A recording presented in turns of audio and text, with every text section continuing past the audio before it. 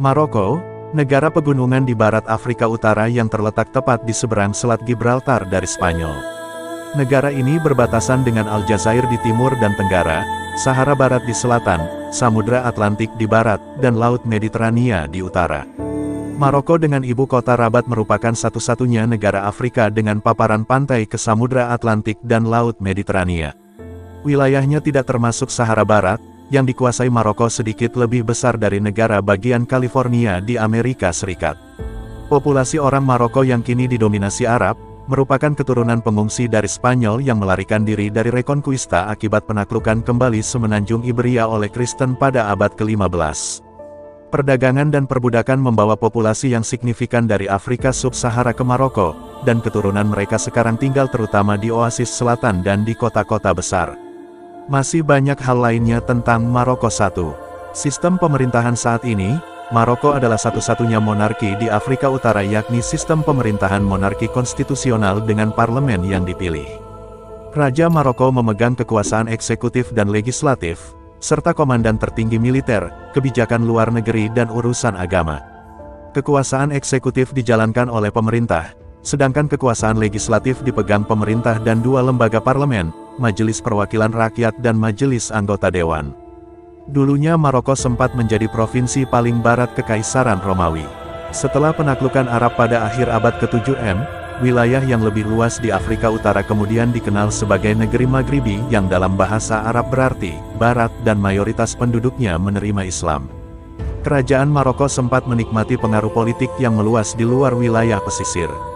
Upaya orang Eropa untuk membangun pijakan permanen di Maroko yang dimulai pada akhir abad ke-15 sebagian besar ditolak, tetapi negara itu kemudian menjadi subjek politik kekuatan besar pada abad ke-19.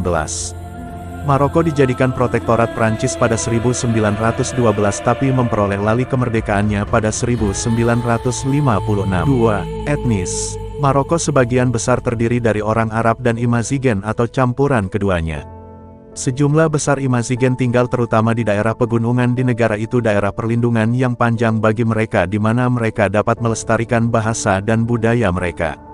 Beberapa segmen populasi adalah keturunan pengungsi dari Spanyol yang melarikan diri dari Reconquista, penaklukan kembali semenanjung Iberia oleh umat Kristen pada abad ke-15. Perdagangan dan perbudakan membawa populasi besar orang Afrika Sub-Sahara ke Maroko, dan keturunan mereka sekarang tinggal terutama di oasis selatan dan di kota-kota besar. Yahudi merupakan minoritas yang cukup besar sampai pertengahan abad ke-20, ketika, setelah berdirinya Israel dan dimulainya konflik Arab-Israel, banyak yang merasa harus meninggalkan negara itu, sebagian besar berimigrasi ke Israel, Eropa, dan Amerika Selatan dan Utara.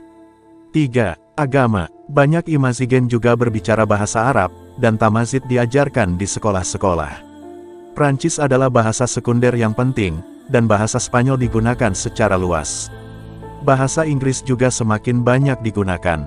Islam adalah agama resmi negara, dan sebagian besar orang Maroko adalah Muslim Sunni dari ritus Malik. Rumah kerajaan, dinasti Alawid, telah memerintah sejak abad ke-17 dengan mendasarkan klaim legitimasinya pada keturunan dari Nabi Muhammad.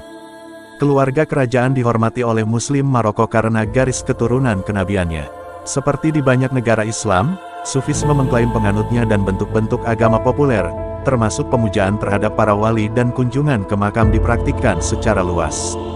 Hukum Maroko mengamanatkan kebebasan beragama, tetapi hanya sedikit non-Muslim yang tinggal di negara itu. Negara ini tidak memiliki populasi Kristen asli untuk dibicarakan, dan komunitas Yahudinya telah menyusut menjadi beberapa ribu.